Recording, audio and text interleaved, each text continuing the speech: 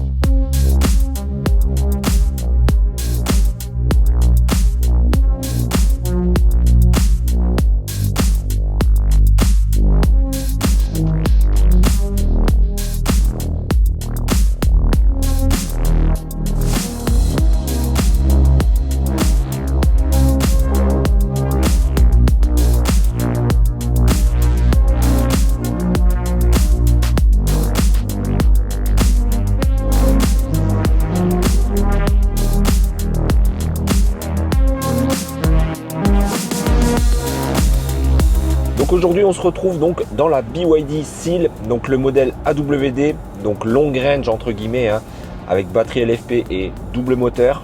Donc c'est la version la plus puissante. Donc on a l'équivalent de 530 chevaux, le WLTP de 520 km pour une batterie de 82,5 kWh. Donc on est sur des specs à peu près similaires de ce qu'on avait déjà testé dans la BYD Han. Bon là ici on est sur le modèle un petit peu plus petit, donc là elle se veut plus concurrente de la modèle 3 évidemment. On est quand même sur un véhicule qui fait 4,80 m de long, donc c'est quand même déjà une belle berline. Donc chez BYD on a l'habitude avec la Han, ici avec la Seal ça sera pareil, on est sur vraiment un intérieur vraiment très premium avec des beaux tissus. Ici on a un effet velours Alcantara sur la planche de bord et sur les inserts de porte, c'est vraiment du plus bel effet. On a une surpiqûre également aussi couleur bleutée. Ici on est sur un intérieur full noir, donc c'est très sombre par contre. Alors, heureusement qu'on a on va dire le toit panoramique, complètement toit vitré intégral, par contre il n'est pas occultant. Donc pour finir avec les specs techniques, on est ici sur une puissance comme je le disais de 530 chevaux, on a un 0 à 100 en 3 secondes 8, donc comme sur la Han, le chrono est affiché à l'arrière de la malle, ça j'aime vraiment bien. Ils affichent fièrement la puissance du véhicule. Au niveau des recharges, on sera à 11 kW en charge AC et 150 kW sur charge DC en charge rapide sur les superchargeurs. Donc c'est mieux que la Han puisque la Han était bridée entre guillemets à 120-125 kW en charge rapide. Donc je remercie BYD encore une fois de m'avoir prêté de leur véhicule. Donc on avait commencé par la plus haute gamme, donc la Han. Maintenant on descend un petit peu de gamme, même si on reste déjà quand même sur quelque chose de très premium, sur la Seal. Donc je l'ai pendant une semaine, donc on va la tester voilà, un maximum le plus possible, comme j'ai fait avec la Han justement. On va faire pas mal de kilomètres, comme ça on va pouvoir tester les recharges rapides, et comme ça je pourrais vous donner mon ressenti global à la fin de cette vidéo sur les équipements, le confort, etc. S'il y a eu des bugs, voilà, les aides à la conduite, comment ça marche, etc. Donc au niveau des aides à la conduite, on a l'équivalent de ce qu'on avait sur la Han, donc c'est le ICC, donc c'est un maintien de voie actif qui va vraiment vous garder dans la voie, un peu comme l'autopilote Tesla. Et voilà, exactement comme sur la Han, il n'est pas hyper intuitif, il se déconnecte sans prévenir, toujours, pas de bip, etc. Ouais, ça c'est toujours un petit peu dommage. On a Apple CarPlay et Android Auto comme dans la BYD Han au niveau de l'écran. Donc on a un grand écran, c'est quasiment le même, pour pas dire le même je crois. Par contre ici on a l'avantage qu'il soit rotatif. Donc je vais vous montrer, vous allez voir. Si j'appuie sur le petit bouton qui est sur le volant ici, eh bien on peut mettre l'écran à la verticale et on peut le scinder en deux. Pour pouvoir mettre une application, par exemple le GPS en haut et une autre application Amazon Music, une autre voilà, Spotify, karaoké. Alors c'est assez limité en termes de double application, c'est un peu dommage. Moi j'aurais aimé avoir par exemple Apple CarPlay en bas et la navigation du GPS de la voiture en haut, ou d'autres menus, par exemple la ventilation, etc. Pourquoi pas. Ouais, c'est assez limité. Donc ici il est motorisé, on peut le tourner. Dans la BYD Han, on pouvait également le tourner, je l'avais précisé que c'était pas possible, mais si c'était possible manuellement, tout simplement il n'y avait pas le moteur pour le tourner, on va dire électroniquement. Il fallait le faire à la main. 3 modes de conduite. On a le mode éco, le mode normal et le mode sport, donc qui est vraiment très performant. On fera également un 0 à 100 pour voir si on a bien les 3 secondes 8 qui sont annoncées par le constructeur. Donc on n'a pas de suspension pilotée, hein, comme je le disais, c'était réservé vraiment au haut de gamme de chez BYD, donc sur la Han notamment. Donc on est monté en 19 pouces, donc ça reste quand même assez confortable malgré tout. Je trouve que la suspension fait bien le travail. Donc honnêtement ça suffit, pas forcément besoin d'avoir des suspensions pilotées. Les sièges sont vraiment très confortables, ils sont chauffants, ventilés. Même chose pour le volant, il est chauffant également. Par contre pas à l'arrière cette fois comme la Han. Donc là ici sur mon modèle on est quand même sur 2 tonnes 185, donc c'est quand même assez lourd, beaucoup plus qu'une Tesla Model 3 par exemple. Même une long range fait moins de 2 tonnes, là on est à plus de 2 tonnes. Bon, ça se veut notamment à cause de la batterie LFP, donc les batteries Blade de chez BYD. On sait que la densité énergétique est quand même moins importante qu'une NMC, donc forcément ça se ressent tout de suite sur le poids du véhicule. Mais pour autant on ne sent pas vraiment le poids, hein. Je trouve que ça se comporte quasiment comme une Model 3 en termes de conduite, en termes de sensation, je dirais de suspension, de roulis, etc. On est vraiment sur quelque chose de similaire. On va retrouver un grand écran aussi derrière le volant, exactement comme sur la BYD Han. Donc on va retrouver les éléments classiques de conduite, hein, la vitesse. À gauche, on va retrouver aussi la consommation kilowatt ou la régène. La régène, comme la Han, elle est présente mais sans plus. Je trouve ça dommage. On peut la régler sur 2 niveaux aussi, high ou normal. Et honnêtement, il n'y a pas beaucoup de différence entre les deux. Et toujours pareil, j'ai pas trouvé dans les menus, mais je pense qu'il n'y a pas de one pédale, donc c'est du rampage, ou alors vous pouvez mettre le auto hold qui va permettre de faire un arrêt. On va dire une fois que vous êtes à l'arrêt, elle ne redémarrera pas quand vous allez lâcher le frein, mais si vous ralentissez, la voiture n'ira pas jusqu'à l'arrêt. Bon, ça c'est un peu dommage parce que c'est vraiment quelque chose que moi maintenant j'ai pris l'habitude avec la Tesla. Au niveau du système son, comme sur la Han, on a le système Dynaudio, donc Dynaudio très connu pour vraiment leur qualité audio excellente. Donc là vous allez avoir un système son vraiment génial. Ici au niveau de la console centrale, on va retrouver 2 pads d'induction pour recharge sans fil, donc ça c'est cool. En dessous ici un grand vide-poche, alors c'est étonnant, la console qui est en haut comme ça et en bas un gros trou où vous pouvez mettre plein de petites choses, hein. Et vous allez retrouver 2 ports USB, donc un port USB type C et un port USB type A. Alors ce seul bémol, c'est que pour Apple CarPlay, qui ne fonctionne uniquement en filaire pour le moment, alors je crois qu'avec une mise à jour normalement ça doit pouvoir changer. D'ailleurs la mise à jour est disponible, donc je la ferai, on verra ce que ça donne. Mais pour l'instant ça ne marche que sur l'USB-A pour avoir Apple CarPlay. L'USB-C ne sert que pour la recharge des téléphones, accessoires, etc. Alors c'est un peu dommage parce que honnêtement maintenant quasiment tous les téléphones arrivent avec des câbles USB-C, USB-C, USB-C. On va retrouver également aussi, alors c'est beaucoup plus discret, moins tape à l'œil que dans la Han je trouve, même s'ils ont fait un tout petit levier de vitesse pour passer marche avant, marche arrière et le neuf. On va retrouver différents boutons autour de ce levier de vitesse. Donc on a l'auto hold comme je le précisais, on a aussi la détection d'angle mort qu'on peut activer, désactiver. On va pouvoir mettre le mode neige, rapidement remettre la ventilation sur off ou on ou en mode auto, le réglage du volume de la musique et les différents modes de conduite, donc sport, éco ou normal. Le petit bouton pour le frein de parking et le petit bouton aussi pour le warning. Sur le volant, on va retrouver quasiment la même chose aussi que sur la Han.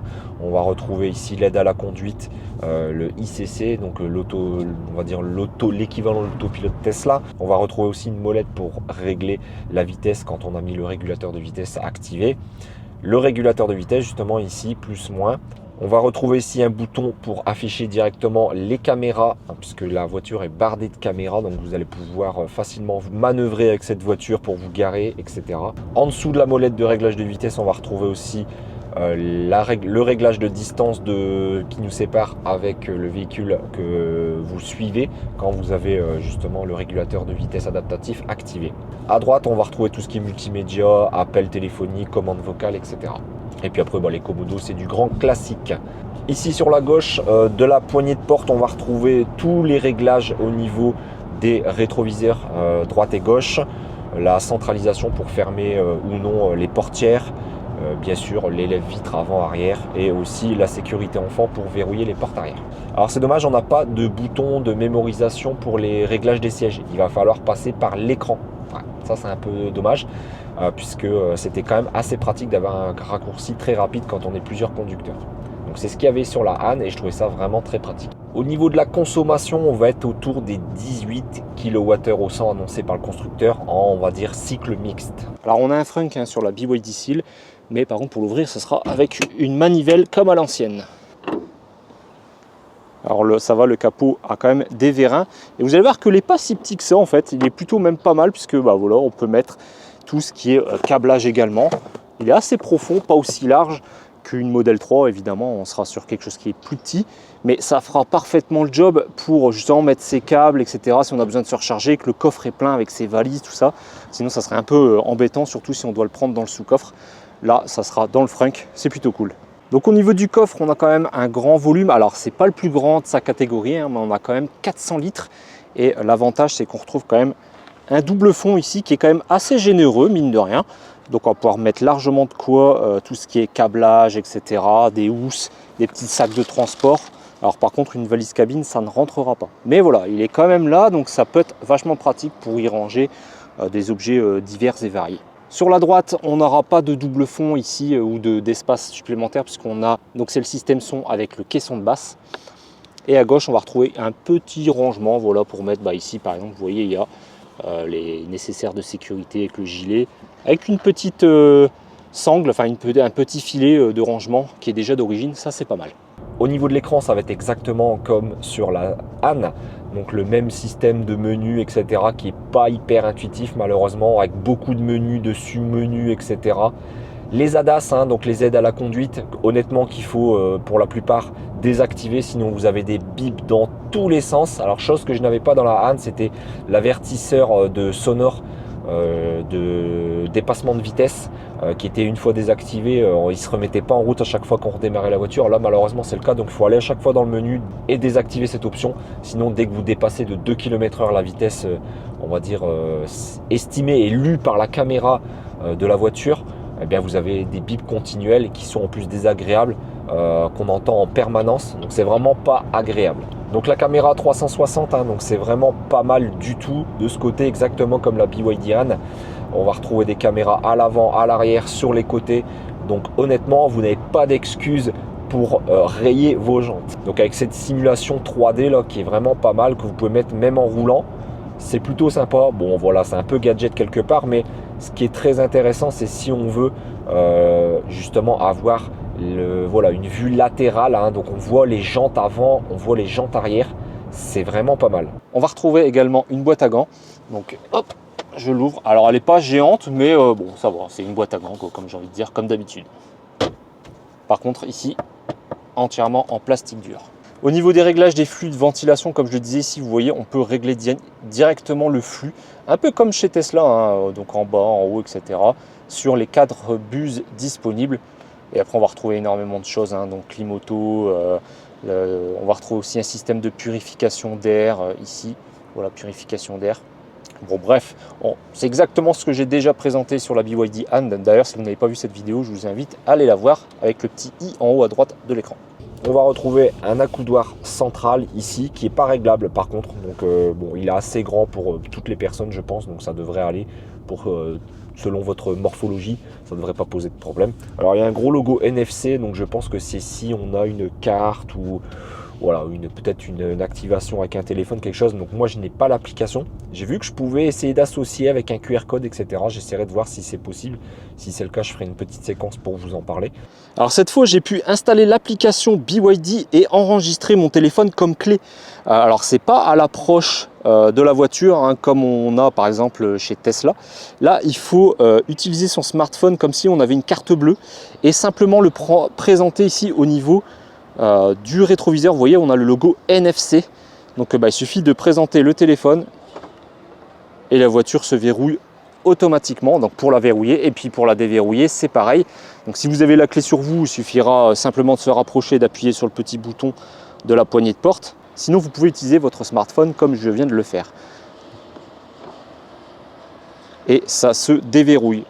Et ensuite, pour démarrer, alors il faut que la clé soit détectée sur vous si vous l'avez sur vous, ou alors vous disposez votre smartphone à cet endroit. C'est un peu dommage qu'ils aient mis le gros logo LFC, ça gâche un peu je trouve au niveau de la coudoir. Donc vous mettez ici votre smartphone et vous pouvez appuyer sur Start. Le téléphone sera détecté comme une clé. Donc avec l'application BYD, vous allez voir, vous allez pouvoir faire quelques petites actions et avoir quelques informations, hein. Donc là on peut voir l'autonomie restante en kilomètres et en pourcentage.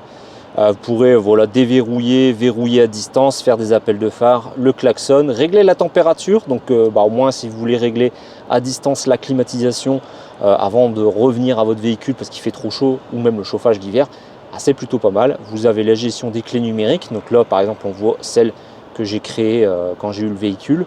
On peut régler aussi la ventilation des sièges ventilés ou le chauffage, hein, donc soit l'un soit l'autre. Par contre c'est qu'uniquement à l'avant. J'avais dit que c'était disponible à l'avant et à l'arrière en début de vidéo, mais non, c'est que à l'avant malheureusement. On a la position GPS, alors là c'est pas activé au niveau de la voiture, donc pour voir où est-ce qu'elle est, le système de service, si on a besoin d'assistance. Et c'est à peu près tout, hein. Vous ne pourrez pas faire grand chose de plus avec cette application malheureusement, elle est quand même mine de rien assez limitée je trouve. On va retrouver également un accoudoir central à l'arrière, par contre uniquement muni de porte-gobelet. Là ici on n'aura pas d'écran tactile pour gérer le multimédia, la ventilation, etc. Alors c'est un peu normal, hein, on est quand même sur le modèle en dessous de la Han. La Han est quand même leur modèle le plus entre guillemets luxueux de la marque. À l'arrière on est plutôt bien installé également. Ici l'arrière des sièges est très joli avec l'ouverture comme ça au niveau de la nuque, au niveau de l'appui-tête. Je trouve ça très joli. Par contre c'est du piano black, donc ça va prendre énormément les rayures. On retrouve ici un système de ventilation manuel. Donc là, ici, en dessous de la ventilation, on va retrouver derrière un petit cache, comme ça, deux ports USB, donc un USB type A et un USB type C. Au niveau des jambes, j'ai largement de quoi. Regardez, ici, le siège est reculé énormément, même plus. Il est en position accueil en fait, donc c'est même pas ma position de conduite, hein. Normalement je l'avance encore un peu, sachant que je fais 1m79. Et vous voyez, j'ai encore de la place aux jambes. Par contre on aura difficilement la place pour passer ses pieds, il ne faudra pas avoir des trop gros pieds. On peut passer légèrement mais c'est pas foufou. Sinon à l'arrière on va retrouver exactement la même chose, on va retrouver une sorte d'Alcantara ici qui est vraiment très jolie. Je trouve que ça lui donne vraiment un aspect luxe en fait, aspect très haut de gamme. Du sorte de simili-cuir ici, hein, moussé. Très peu de plastique dur finalement, où on va retrouver ici les grilles d'haut-parleurs pour l'autoradio, mais sinon non, très peu de plastique dur, donc ça, voilà, ça respire quand même la qualité et le sentiment de haut de gamme. Et au niveau des appuis-têtes, on va voir le sigle BYD affiché. Et au niveau du toit, on a un grand toit panoramique vitré, alors qui ne sera pas ouvrant ni occultant quoi que ce soit, donc il est uniquement, on va dire, traité pour les UV et légèrement teinté. Mais on va avoir vite très chaud dans l'habitacle, sachant qu'en plus le véhicule est noir. On va retrouver ici des lumières de différentes intensités qu'on peut faire varier en tactile, comme ça pour les passagers. Au niveau des sièges, on va retrouver des beaux sièges baquets avec un joli motif triangulaire, une légère surpiqûre et voilà un liseré blanc. Alors pour la couleur de ces sièges en tout cas, mais ils sont vraiment très jolis. Ils enveloppent plutôt bien, alors pas forcément au niveau de l'assise, mais au niveau du dossier. On est plutôt bien installé, bien calé. Alors c'est cool parce que vu la puissance de la voiture, honnêtement, c'est clairement indispensable. Alors au niveau du bruit, je disais que la sonorisation n'était pas folle, mais c'est peut-être lié aussi au bruit de roulement des pneus, puisque j'ai vu que ce véhicule de près était équipé de pneus 4 saisons. Donc forcément, c'est bien plus bruyant que des pneus, je dirais, standard été, qui auraient un traitement acoustique en plus intégré. Donc là, si c'est pas le cas, forcément, ça se ressent dans des bruits de roulement. Alors je parlais des bruits de vent, oui, on les entend, mais c'est surtout accentué avec les bruits de roulement. Alors chose que je ne vous ai pas montré, mais cette voiture est capable de faire du V2L. Alors V2L c'est véhicule to load, donc ça va permettre d'utiliser avec un accessoire comme ça. Là c'était dans le coffre de la BYD, donc du coup je peux vous le montrer. Donc c'est un cap T2 qu'on vient brancher directement à la voiture et vous allez pouvoir brancher des appareils en AC en 230 volts. Alors je crois que c'est maximum, si je ne dis pas de bêtises, ça doit être autour des 3 ou 4000 watts. Donc c'est vraiment pas mal, hein. Donc on va regarder ici, il suffit de le brancher directement. Hop, le T2 sur la voiture, vous avez un bouton on-off ici que vous appuyez directement sur la multiprise et il ne vous reste plus qu'à brancher vos appareils. Et en plus, vous verrez à l'écran la puissance délivrée, puisqu'ici c'est écrit puissance de décharge. Donc la voiture voit bien qu'on a branché l'accessoire V2L. C'est vraiment pas mal. Alors ce qu'on va faire maintenant, c'est un trajet d'environ 150-180 km, quasiment full autoroute. On va aller en direction de Calais et revenir. Donc il y a à peu près 80 km, entre 80 et 90 km pour y aller. Donc voilà, environ 180 km aller-retour. Comme ça, on va pouvoir voir au niveau de la consommation ce que ça donne à 130 km/h. Par contre, tout de suite, je vais pouvoir vous dire que les chiffres vont être un petit peu biaisés parce que le modèle qui m'a été prêté est muni de pneus hiver. Donc malheureusement, au niveau consommation, ça va avoir un fort impact. Donc voilà, ça va être un petit test de conso, mais qui sera malheureusement pas très représentatif de la réalité, surtout si on a des pneus été. En tout cas, c'est parti, on va déjà voir ce que ça donne du coup à 130 km/h avec des pneus hiver sur une BYD Seal. Let's go! Alors on part avec 8596 km au compteur. Alors malheureusement sur la Seal comme la Han, on n'aura que la moyenne en kWh au 100 sur les 50 derniers kilomètres. Donc là c'est réinitialisé, on est à 0. Là également au niveau de la courbe de charge c'est pareil. Donc il faudra bien qu'on relève à 50 km la moyenne et on fera ça tous les 50 km jusqu'à la fin de notre aller-retour. Et à la fin de cet aller-retour de moyenne, on fera également un test de charge sur des bandes rapides pour voir un petit peu ce que ça donne au niveau de la courbe de charge. Alors ça y est, on est rentré, donc on a quand même parcouru 170 km à peu près. Et donc j'ai fait un relevé tous les 50 km à peu près, puisque la BYD Seal, comme la BYD Han que j'avais déjà testé précédemment, ne relève que la moyenne des kWh au 100 tous les 50 derniers kilomètres. Donc ça c'est un peu chiant parce qu'on ne peut pas faire un road trip complet et avoir vraiment une vraie moyenne sur tout le trajet. Là j'ai dû le faire à chaque fois, faire une prise de vue, etc. Bon, enfin bref, je vous passe les détails. Donc on a la moyenne ici sur tout le kilométrage. À chaque fois j'ai fait un relevé tous les 50 derniers kilomètres. On était à 22,9 kWh au 100. Alors sachant qu'on a essayé de rouler quasiment tout le temps à 130, donc on a eu une grosse averse sur le retour, tout du long du parcours quasiment. Donc on a dû même baisser un peu la vitesse, on s'est mis à 115, 120 maximum, puisque c'était trop dangereux de rouler à 130 de toute façon. Et comme je le disais, on est sur des pneus hiver ici, donc forcément ça impacte énormément sur la consommation. Donc on a été dans des conditions assez médiocres, la pluie, les pneus neige, 22,9 kWh au 100. C'est pas terrible quoi. Je pense que si on n'avait pas eu ces conditions là et des pneus standards, on aurait été autour des, je pense 20, maximum 21 kWh au 100 à 130 km/h. Alors c'est pas la pire, mais c'est clairement pas la plus efficiente non plus.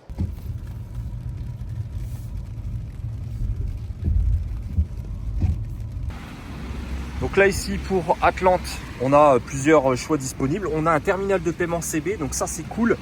Comme ça, on n'a pas besoin forcément de carte ChargeMap ou quoi que ce soit. Ou alors, on peut directement passer aussi par l'application Atlante. Donc moi, c'est ce que je vais faire. Donc la borne détecte bien la voiture, c'est nickel.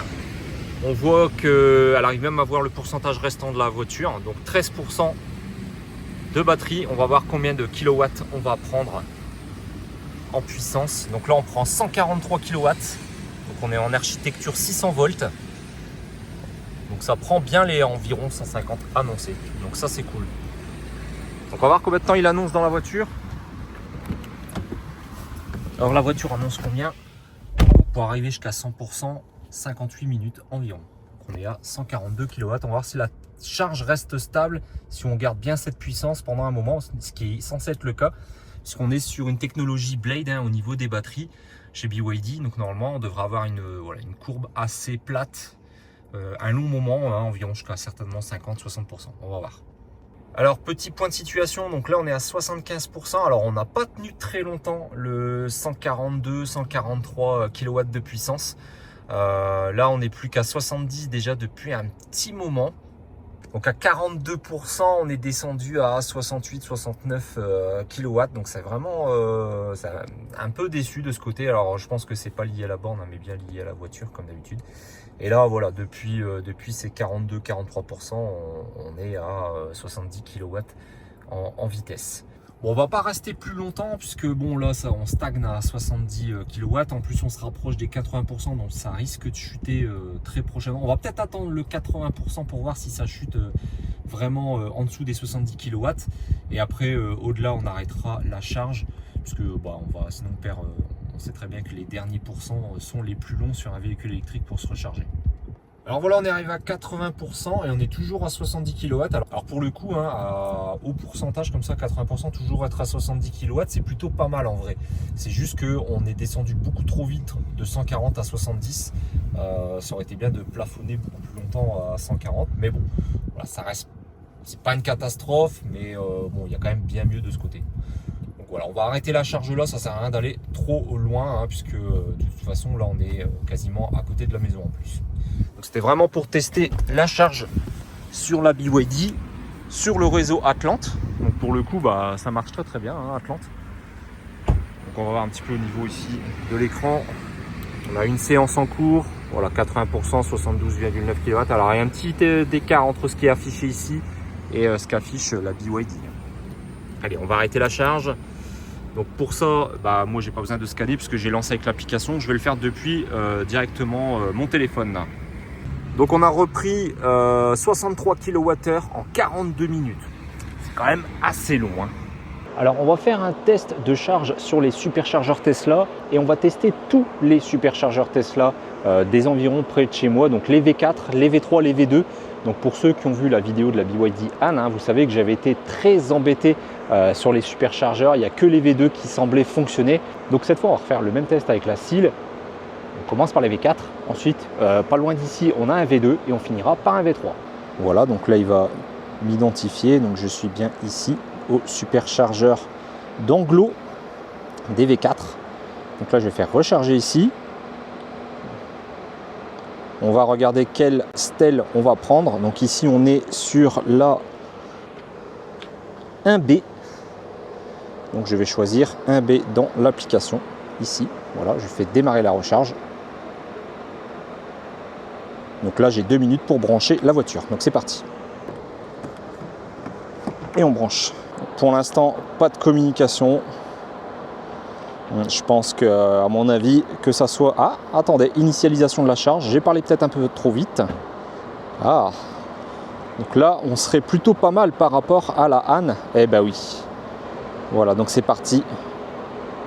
Vitesse de charge 44 kW. Alors on n'aura pas beaucoup, hein, puisqu'on est à 81% au niveau de la voiture. 80%, pardon. Ah si, 80 kW. Ça charge plutôt pas mal pour l'instant. On va se recharger au moins 1 minute ou 2 pour voir ce que ça va donner. On va aller voir le tableau de bord pour voir la voiture combien elle indique également. Donc ici on est à 80 kW. Donc la voiture elle indique 77,2. Alors qu'ici sur le téléphone je suis à 81 kW. Voilà, donc ça fait déjà 1 minute. Ça semble tenir sans problème. C'est même mieux que la session que j'ai fait sur Atlante pour le coup. Donc pour l'instant, c'est une réussite. Ouais, 78,9 kW affiché au tableau de bord. Et ici, 83 au niveau du téléphone. Bon, une petite écart. Sur la Han, c'est exactement la même chose. Hein. J'avais un écart de puissance entre ce qui était affiché soit sur la borne directement, soit ce qui était dans l'application par rapport à ce que la voiture pouvait indiquer. Bon voilà, là ça fait 2 minutes. On est toujours à 83 kW de puissance en vitesse. Je trouve que c'est plutôt pas mal. Hein. Parce que la voiture est à 83%, j'ai toujours 83 kW. Honnêtement, c'est très très bien au niveau de la courbe de charge, puisque la Tesla Model Y à 83%, je serais loin des 83 kW en vitesse. On serait plus autour des, à mon avis, 40-50 je pense, de mémoire. Enfin, agréablement surpris. Bon voilà, donc la V4 c'est validé, on va faire la V2 maintenant. Allez c'est parti, j'arrête la charge. Donc direction Tesla Supercharger V2 de l'Équin. Alors ça y est, je suis bien arrivé au superchargeur V2 de l'Équin. Donc là, on va tester la charge. Donc V4, ça a été une réussite. Donc c'est parti pour la V2. Donc je choisis ma stèle. Donc je suis bien au superchargeur de l'Équin. Donc ici, c'est 52 centimes plus cher que Anglo tout à l'heure. Donc là, je fais recharger ici. Et notre stèle, c'est la 1A. Je sélectionne, je fais démarrer.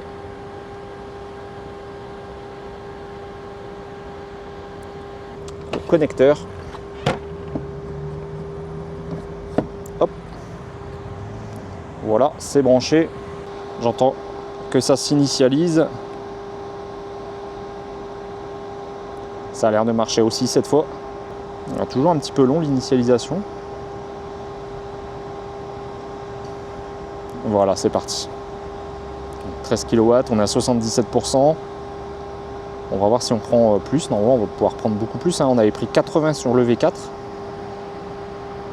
Voilà, 81. Donc comme tout à l'heure, pas de surprise, mais plutôt une bonne surprise quand même pour le fonctionnement. Alors la V2 avait bien fonctionné sur la BYD Han, donc sur la Seal, c'est la même chose. Donc on va laisser comme d'habitude une petite minute ou deux de recharge et ensuite direction le V3 d'Hénin-Beaumont, enfin Noyers-le-Godeau pour être précis. Bah, ça marche sans problème, hein. Oui, donc déjà une minute, toujours à 80 kW. C'est parfait. Allez, c'est parti, direction Noyers-le-Godeau. Ça y est, me voilà au Tesla superchargeur de Noyers-le-Godeau. Donc là, on va tester maintenant le V3. Donc V4, ça marche, V2, ça marche. C'est parti pour le V3. Chargez votre autre VE. Je me géolocalise. Il m'a trouvé. Donc Noyers-le-Godeau. Recharger ici. Allez, donc nous, on est sur la stèle 1B. Hop. Démarrer la charge. C'est parti, il n'y a plus qu'à brancher. Je ressors le téléphone. Là, j'ai entendu le verrouillage. Ça y est, ça s'initialise. Donc je pense que ça va également fonctionner. Ça va être un sans faute cette fois pour la BYD Seal. Et voilà, 26 kW de puissance. Ça va augmenter progressivement. On est à 74% de batterie. À mon avis, on va prendre également 80 kW comme sur les autres stations. Ça a été la connexion la plus rapide jusqu'à présent. Entre V4 et V2, le V3 est très rapide. Bon, on prend pas plus de 79 là. Pourtant, on a quand même bien roulé, hein. Vous voyez, on était reparti avec 82-83%, on est à 74, à 75. Ah, ça y est, ça augmente. 80 kW. Bah, c'est pas mal. Pas mal du tout, voilà. Donc, le Tesla, c'est validé. Donc, les superchargeurs Tesla sur la BYD Seal, ça fonctionne, que ce soit les V3, les V2, les V4. Alors j'espère que c'est pas juste lié aux stations qui sont vraiment compatibles avec la voiture. Je pense vraiment que pour le coup, il y a un effort qui a été fait de la part de BYD par rapport à la Han qui a quand même déjà 2 ans, hein, et le modèle qu'on m'avait prêté, bah voilà, il y avait déjà, voilà, comme je disais, 2 ans. Il n'y avait peut-être pas eu de mise à jour régulière, etc. Celle-ci, j'ai eu des mises à jour en plus là, il n'y a pas longtemps. J'ai pu avoir le CarPlay sans fil avec l'iPhone, donc c'est cool. Et aussi le bip des alertes d'excès de vitesse a été complètement diminué, on l'entend presque plus, donc c'est génial. On n'est même plus obligé d'aller à chaque fois désactiver cette option qui était un petit peu chiante, hein, on va pas se mentir. À chaque fois, c'est très chiant de devoir aller dans 3-4 menus pour pouvoir désactiver cette alerte de vitesse, sachant que à chaque fois que vous sortiez du véhicule, vous le verrouillez, vous re-rentrez, chaque fois il fallait le redésactiver, c'était assez pénible. Donc là, cette mise à jour a peut-être apporté du bien, peut-être aussi également sur les superchargeurs, on va savoir. Mais en tout cas, cette fois, c'est un sans faute. Donc la Seal, sur les longs trajets, les superchargeurs Tesla, c'est génial. Alors voilà, on arrive plus ou moins à la fin de la vidéo. On va passer un petit peu en revue cette semaine à bord de cette BYD Seal. Alors, je vais vous donner un petit peu mon avis, hein, mon ressenti, ce que j'ai aimé et ce que j'ai moins aimé avec cette BYD. Alors, les choses qui fâchent un petit peu, hein, qui m'ont un petit peu déplu sur le véhicule, alors, notamment au niveau de la conduite, sur l'autopilote, enfin pas l'autopilote, mais en plus on va dire le régulateur de vitesse adaptatif. J'ai eu beaucoup quand même de freinage fantôme assez aléatoire, hein, alors que j'avais des voies bien dégagées lors de dépassement. C'est souvent lors de dépassement, le véhicule, je ne sais pas pourquoi, il veut absolument mettre un coup de frein, voilà, comme là, là actuellement, voilà. Là, j'ai eu un gros coup de frein en direct. J'étais à 120 km/h, j'étais en train de me remettre sur ma voie de droite. J'avais un poids lourd à ma droite qui ne débordait pas de sa voie, hein, il était bien dans sa voie. Et je sais pas, elle vient de me mettre un gros coup de frein. Donc là, vous l'avez vu, enfin, je sais pas si ça se voit à la caméra. Mais voilà, donc ça c'est vraiment la chose qui m'a le plus embêté, je trouve, au niveau de la conduite sur cette voiture. C'est vraiment gênant. Je l'avais eu également, hein, dans la BYD Han, et on retrouve quasiment la même chose sur cette BYD Seal.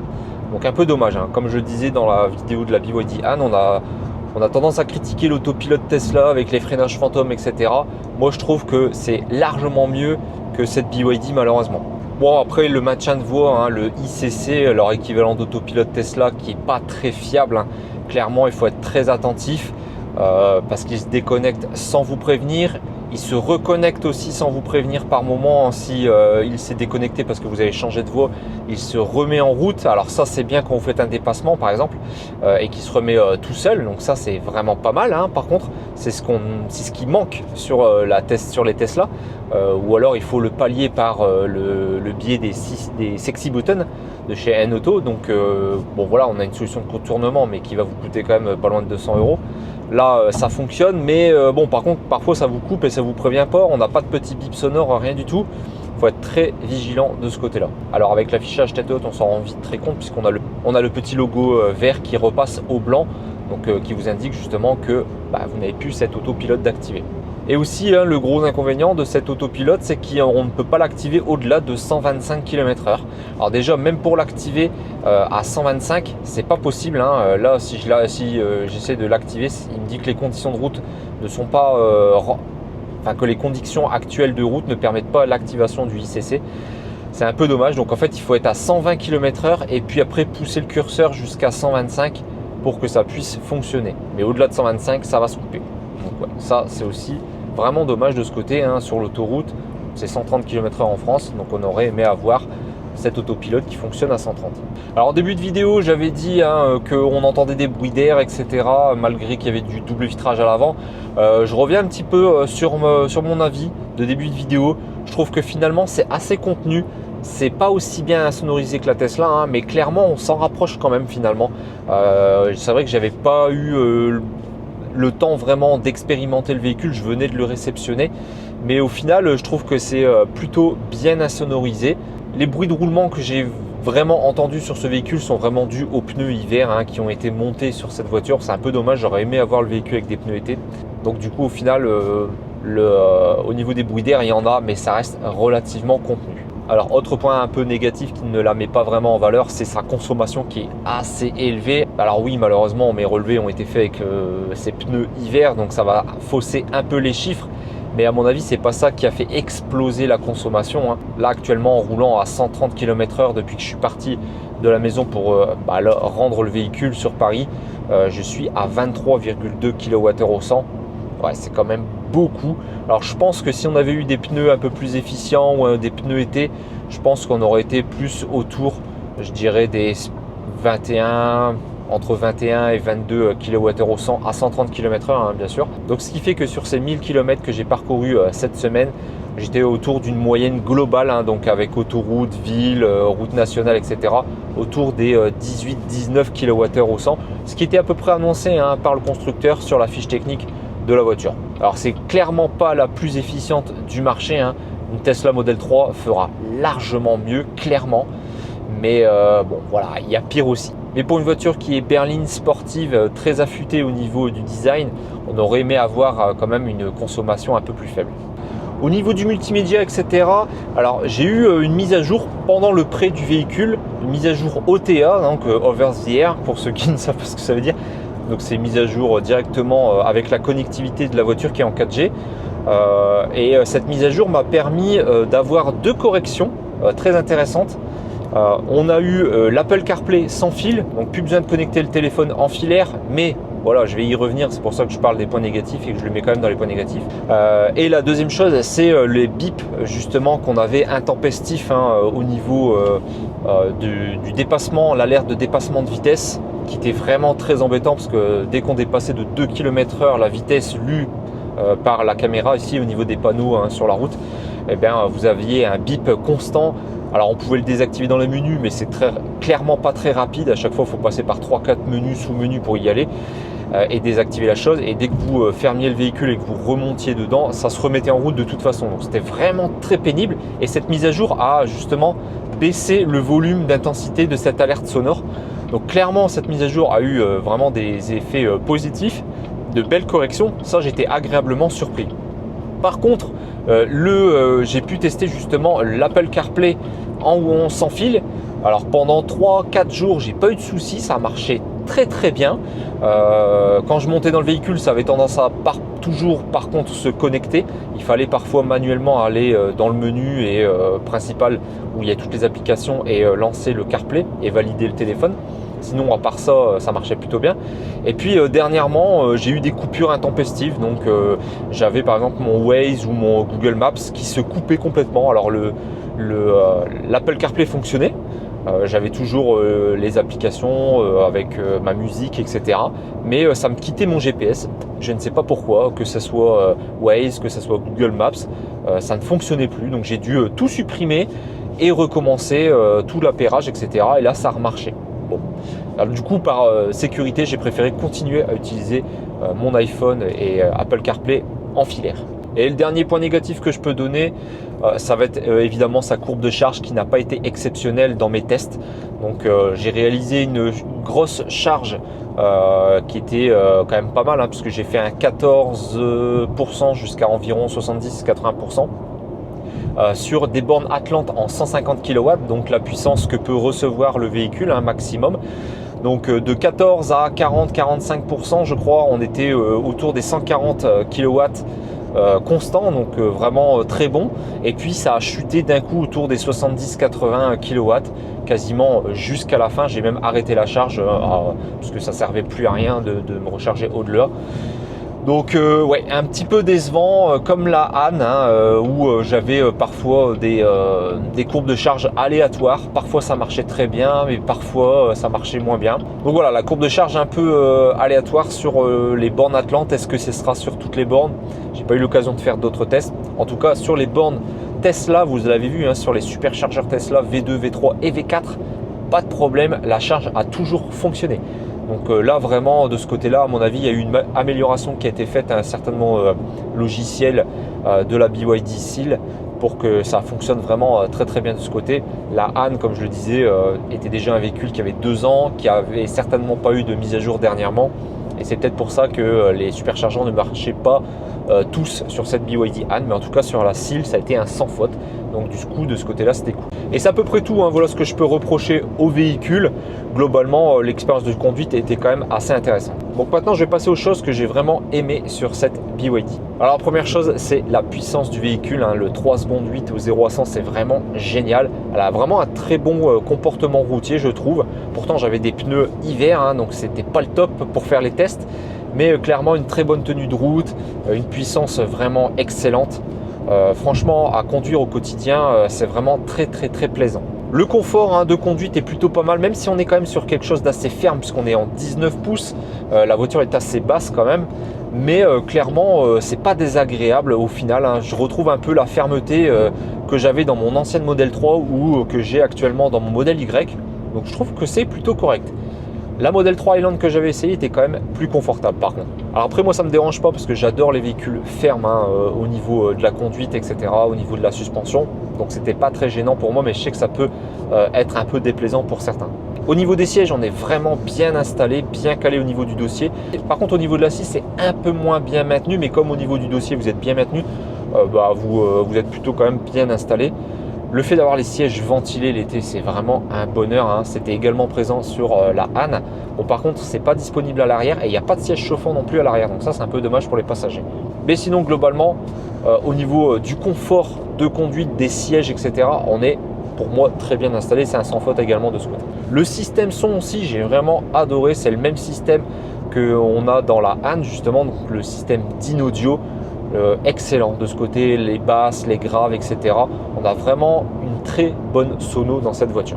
Et l'intérieur, hein, alors au niveau du tableau de bord, l'effet Alcantara avec le cuir, on va dire, l'imitation cuir avec les surpiqûres bleutées comme ça. Franchement, j'adore ce tableau de bord, il est vraiment très joli. Beaucoup plus que la Han avec les effets lumineux, hein, qu'on avait côté passager où j'aimais pas du tout, enfin j'étais pas hyper fan.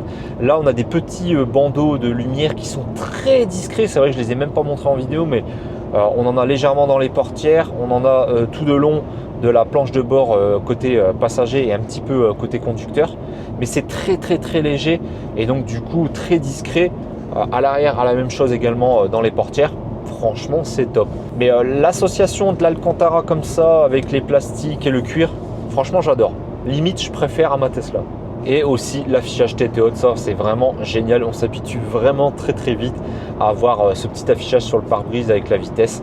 On ne regarde plus du tout le compteur ou alors l'écran ici à droite, sauf quand on a un GPS évidemment. C'est vrai que j'aurais aimé avoir les instructions de GPS dans cet affichage tête haute, ça aurait été vraiment un plus. Alors ici aussi on a un frunk, donc c'est cool, il n'est pas géant, hein, il ne sera pas de la même capacité qu'une Model 3 ou un Model Y évidemment, mais on a quand même de quoi loger plusieurs câbles, hein. À l'avant j'avais déjà des câbles T2 etc. Donc j'ai tout mis dans le coffre à avant et ça passe sans problème. Donc il sera principalement utile pour ça. Alors autre chose que j'ai moins aimé au niveau du multimédia que j'ai oublié de préciser, c'est qu'au final on a un grand écran et en fait il n'est pas vraiment bien exploité je trouve.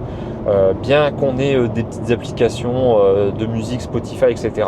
On n'a pas de YouTube, pas de Netflix, c'est dommage. On ne peut pas profiter justement du multimédia et d'un grand écran pendant nos pauses de recharge. Alors que justement, quand on regarde les temps de recharge, qui ne sont pas exceptionnels, ça n'aurait pas été du luxe d'avoir ce genre de petite application de vidéo. Ouais, un peu dommage. Donc j'aimerais bien que ça apparaisse dans les prochaines mises à jour. Au niveau du multimédia, ce que j'ai aimé aussi, hein, donc c'est Apple CarPlay et Android Auto. Donc ça c'est cool de l'avoir nativement directement dans l'écran comme ça dans la voiture. Par contre l'accessibilité des ports USB est vraiment pas terrible, hein. Là il faudrait vraiment revoir la position des câbles parce que même en conduisant, si je veux aller brancher quoi que ce soit, c'est quasi impossible sans quitter la route des yeux. Donc ça c'est un peu un bémol de ce côté. J'espère que ça sera corrigé dans justement une prochaine version de la SIL qui est normalement prévue, hein, de ce que j'ai compris. Il devrait faire une sorte de phase 2 qui devrait avoir des nouveautés, surtout au niveau de la recharge qui devrait être plus rapide en plus. Donc ça j'ai hâte de voir et si je peux la voir et la tester exactement comme dans ces mêmes conditions pendant environ 1000 km on va dire, et bien j'essaierai de le faire également. Donc voilà, c'est à peu près tout, hein, tout ce que je pouvais dire sur les points négatifs, positifs du véhicule, de ce que j'ai aimé et moins aimé. Alors mon avis global, hein, sur le véhicule, honnêtement j'ai eu une meilleure expérience de conduite pendant une semaine. Là j'ai fait environ 1000 km avec le véhicule. J'ai pu l'expérimenter sur l'autoroute, sur les routes nationales, en ville, etc.